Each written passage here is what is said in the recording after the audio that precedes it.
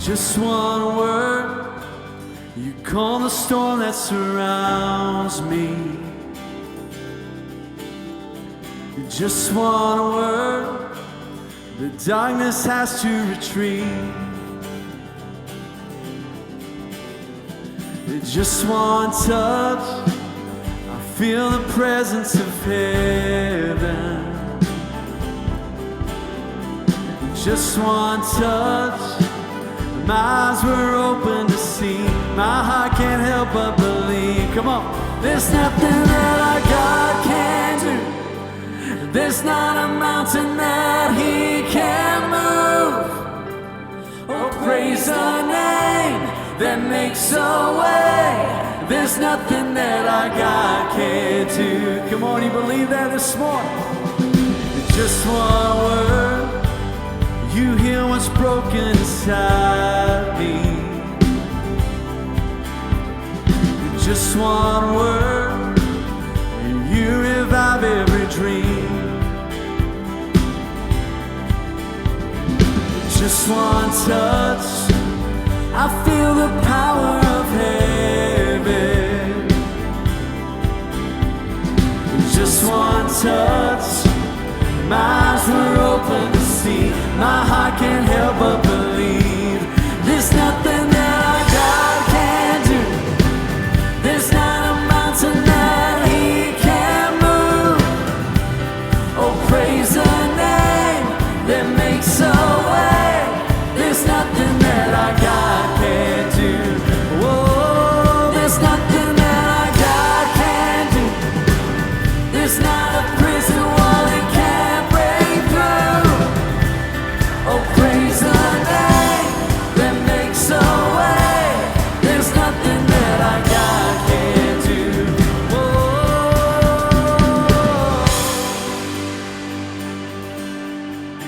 Come on, let's sing this out this morning.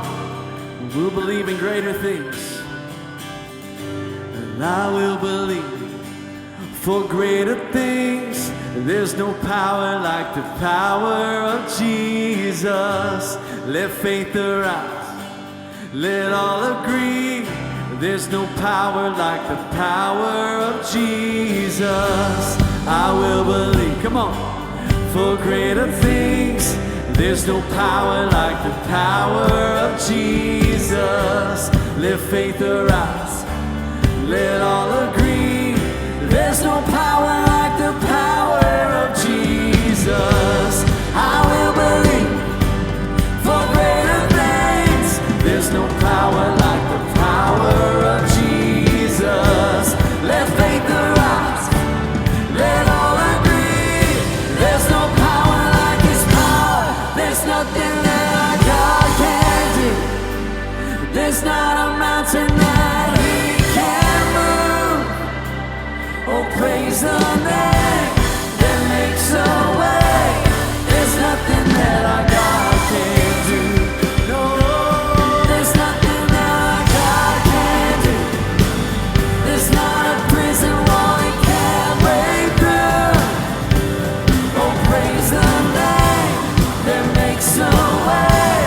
There's nothing that our God can't do.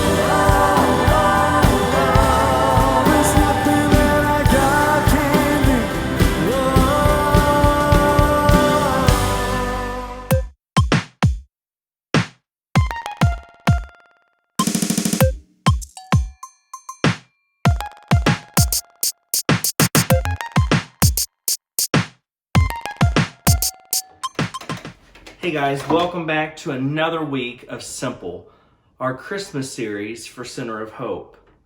Week 1, we talked about the shepherds and 8 takeaways from their story. Week 2, Pastor Bill talked about the wise men and the attractiveness of the Christ. Tonight we're moving into week 3, and I want to talk about someone at length that typically gets skipped over very quickly in the Christmas story, but yet they play such a huge role in the story of the birth of the Christ. Now, as we get started, I want to begin by asking a very simple question. What does Christmas mean to you? To so many, Christmas is a time for gift giving. For others, it's a time for enjoying lights and decorations. For others, it's a time for big gatherings, extravagant galas, beautiful banquets, black tie affairs, and so much more. But Christmas, by and large, is the biggest shopping season of the year. In fact, I want you to listen to these statistics from 2019. Of everyone surveyed, over 93% of Americans bought Christmas gifts last year. The average American spent $882.45 on food, decorations, gifts, and more. Now, that's factoring in everyone, even those that didn't buy gifts. Now, the average American consumer that bought gifts spent $928.76 on gifts alone. Listen to that, $928.76 on gifts alone. Of everyone that was surveyed, 56.3% of the people decided to set a budget that they were going to stick to for gift giving, while only 64% of those people actually stuck to it. Of that, 21.5% of those surveyed went into debt because of Christmas, whether that was for gifts, food, or all of it combined. And only 30% of those that took on debt had a plan to repay it, leaving 7 out of every 10 people who went into debt with no plan to repay their bills for Christmas. No concrete amount was discovered, but over $1 trillion is believed to have been spent on Christmas 2019. I'm curious to see what 2020 holds in store. These are crushing numbers that are crippling to the very core of what Christmas is all about. Christmas isn't always a time for cheer, though. For instance, did you know that on average over 8,300 people die in the month of December? And on average, over 7,800 die in the month of November, leaving us with around 16,000 deaths throughout the stereotypical categorized Christmas season or holiday season. So Christmas is a time of cheer for some, but it may be a time of mourning because of someone dying so close to the holidays. December can be cheerful for others, but brings about a large number of diagnosed cases of depression, suicide attempts, homelessness, the feeling of being overworked and giving them stress, anxiety, maybe some worthlessness, or feeling unloved. So I want to pause here for just a moment because depression is such an overlooked thing in the church. And I want to tell you, if you are dealing with depression or thoughts of suicide, or you know of someone who is, I would encourage them to reach out to the Suicide Prevention Hotline. Their number is 1-800-273-8255. That number again is 1-800-273-8255. Now, all of the emotions and the feelings and the experiences work together to have one reaction to us. We miss Christmas. In reality, the person that I'm talking about tonight isn't given a name in Scripture. In fact, the Bible never really tells us about the person. Rather, they're just mentioned in passing. They've never even been given any major reflection. Perhaps it was because of their response to the Christ. Maybe they weren't mentioned because the writer didn't know anyone who actually knew their name. Or maybe they were skipped over because the name isn't the part that mattered. It's the action that they took. Either way, we're going to have a little creative liberty tonight, and I'm going to dish out a name that I have found. It is not one that is tied directly to this person, but I believe that it would be historically accurate. It does have Jewish origin, and the meaning of the name represents exactly what they did in the story. So tonight, we are giving them the name of Jorah. Jorah. Jorah. Now, please remember, this is a name that I just gave to them. They were completely unnamed. They were unmentioned. They weren't even given a title, but we have given them the name of Jorah. So here we go. The name Jorah in Hebrew means he has reproached. And a reproach is something that is the cause of disgrace. So keep that in mind. Open your Bibles to the book of Luke chapter 2, and we're going to start there in verse number 1. It says, "At that time the Roman Emperor Augustus decreed that a census should be taken throughout the Roman Empire." Skip down to verse 3. "Everyone returned to their own ancestral towns to register this census. And because Joseph was a descendant of King David, he had to go to Bethlehem in Judea, David's ancient home. He traveled there from the village of Nazareth in Galilee, and he took with him Mary, to whom he was engaged, who was now expecting a child. And while they were there, the time came for her baby to be born. She gave birth to her firstborn son. She wrapped him snugly in strips of cloth and laid him in a manger, because there was no lodging available for them." Through that, can you guess who Jorah is in our story? Jorah is the innkeeper, and if you guess that, you're 100% correct. He did something that was a reproach because they made no room for a young, pregnant woman on the brink of childbirth at a time when everyone had to be there because of necessity. This was not a leisure trip. This was not something meant as a vacation for the family. This was something that was ordered by the government that they had to go to, and therefore room was supposed to be made available, and they deliberately had no room. In fact, women were viewed as lower than men of that time frame, but they were respected and still held value, and it was uncommon that they would be found to be inhospitable toward them, especially while they were pregnant.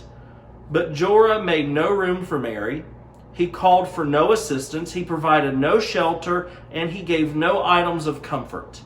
So with all of that in mind, Jorah left Mary to fight the cold, completely alone, with no help, and deliver a baby that she didn't do anything to cause.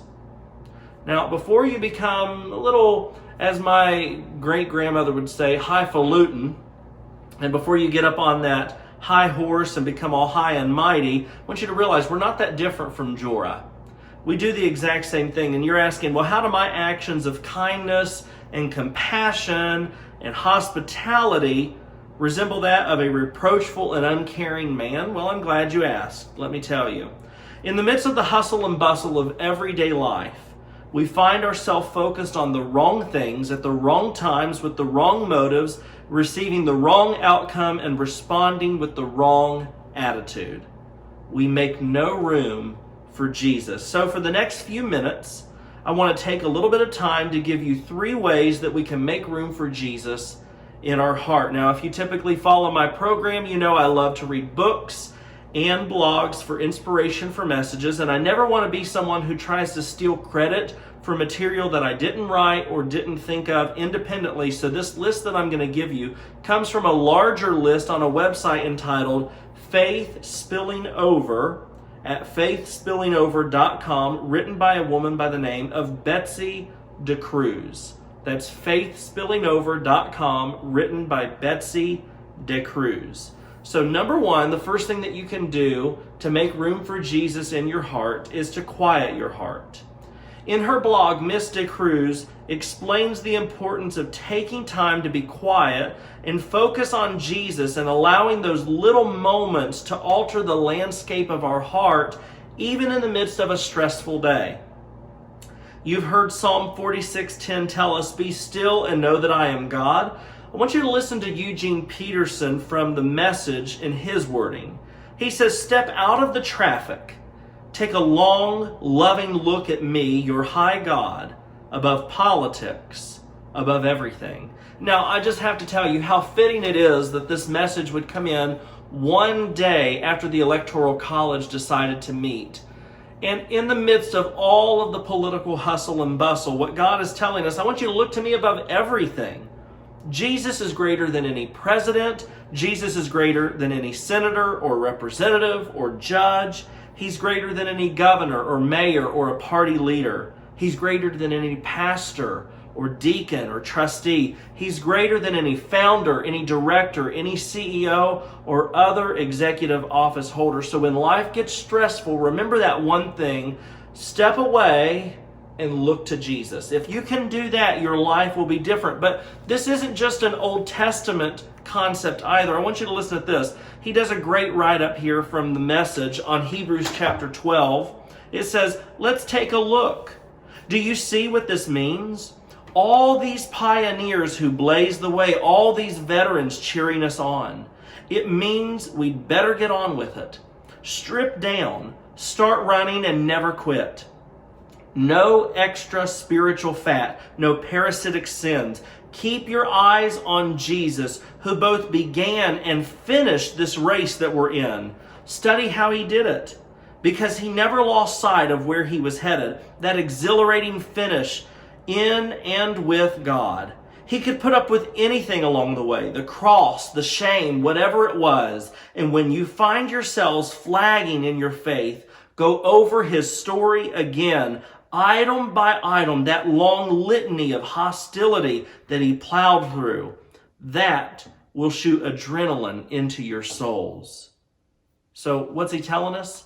Never take our eyes off of Jesus. As long as we can stay focused on him, we can go through any difficulty. You can go through any trial that comes your way as long as you keep your eyes on Jesus. Number 2, come clean. Miss Day Cruz takes an opportunity to talk about the frustrations that a stay-at-home mother deals with, like cooking and cleaning and the never-ending task of laundry, and how it stresses her out and frustrates her. But I want to kind of zoom back a little bit and take a look at the things that even I deal with. I don't know about you, but I hate when people get in front of me, whether we're talking about walking or driving, or if I'm at the grocery store or this long line to be able to check out. I can't stand it when people get in front of me. It's like they have nothing better to do with their time than take a leisurely drive or a leisurely stroll down the shopping line or leisurely drive down the road. And in doing so, they drive down some of the busiest roads going 2 miles an hour, it feels like.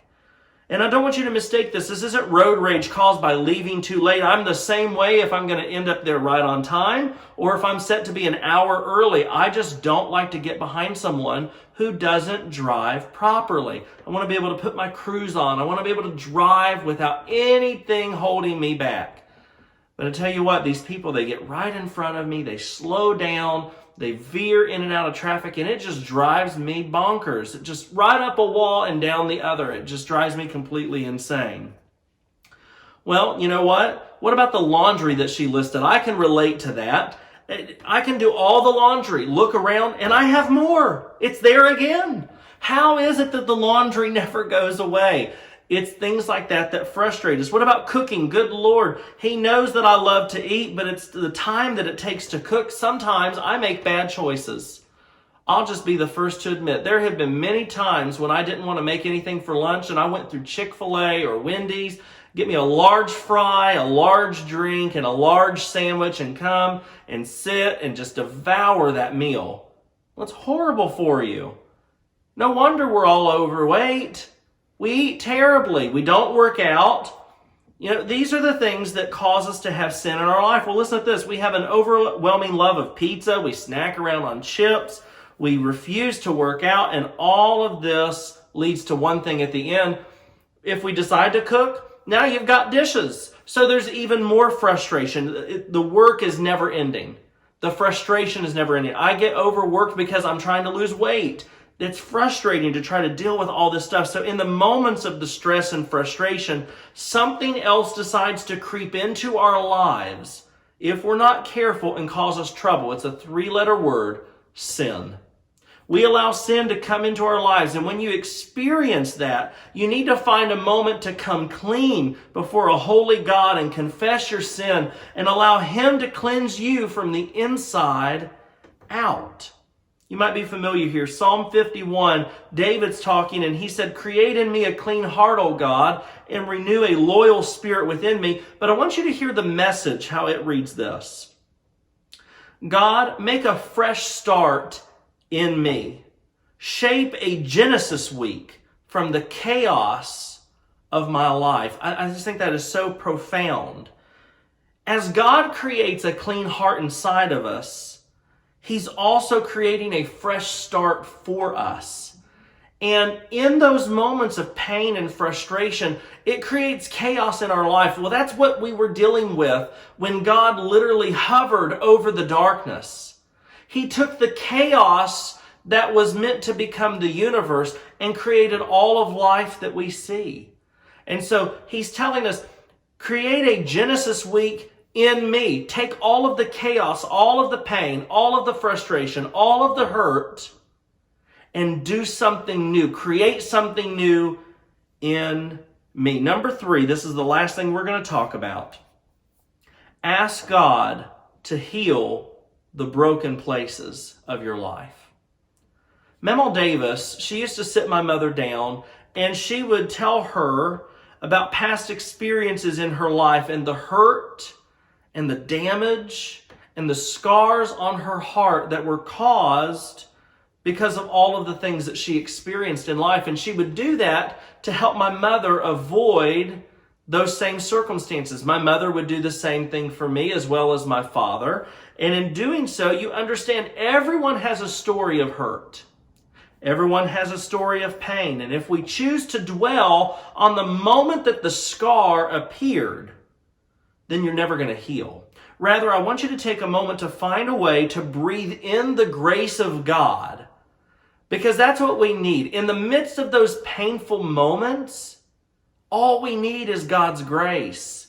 We just need a loving God to look down, to care enough about us, to give us right standing with Him. So in doing so, when we have those kinds of moments, when we breathe in the grace of God, you'll begin to exhale praise for God.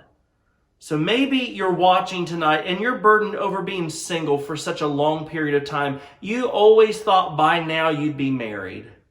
Well, maybe you're recovering from a divorce that just hit you broadside. Maybe you've lost a loved one, especially this year because of so many innocent people that have died from things that didn't have anything to do with them. Not something tragic like even a car crash, but just getting sick and dying from COVID. Maybe you're watching this and you're just stressed out because you have a dysfunctional family. God sees you. God hears you. God knows you. But most importantly, God loves you and He cares about you. As you begin to navigate the waters of healing, I want you to remember, if your heart is broken, you'll find God right there. And if you're kicked in the gut, He'll help you catch your breath. Miss Day Cruz gives a couple other things, like I mentioned earlier, that you can do to make room for Jesus in your heart. So I'll be sure to post the link for you to go back and read her full blog in the video details. But you can also just go on over to faithspillingover.com and search for her, and I'm sure you'll find her. But if you're watching tonight, I want you to realize you're not alone. Everything that you're dealing with, not only God sees you and hears you and knows you and cares about you and loves you, but there's so many people around you that love you if you'll just take the time to look for it. So don't become so blinded by all of this that you refuse to see the goodness of God in everything around you. Be sure, if you're watching tonight and you need someone to pray for you, send me a message. We're happy to connect, either myself, Pastor Bill, both of us. I'd be happy to get you in contact with him. But be sure to join us next week. Pastor Bill is going to be back, and we're going to start wrapping up Simple. We have 2 more weeks of this message. And after this message is done, we're actually getting ready to move into a brand new series. I'm not going to tell you about it this week. We're not going to tell you about it next week, but the following week, I'm super excited about telling you about our January series. It's going to run the entire length of January and February. We're going to have a lot of fun, and there's going to be a lot of people who, as soon as they read the title, their head is just going to spin. They're going to think that we're preaching some heresy, so that gives you something to get so excited about. God bless you guys. Thanks for tuning in, and I hope you have a wonderful, wonderful week. God bless you.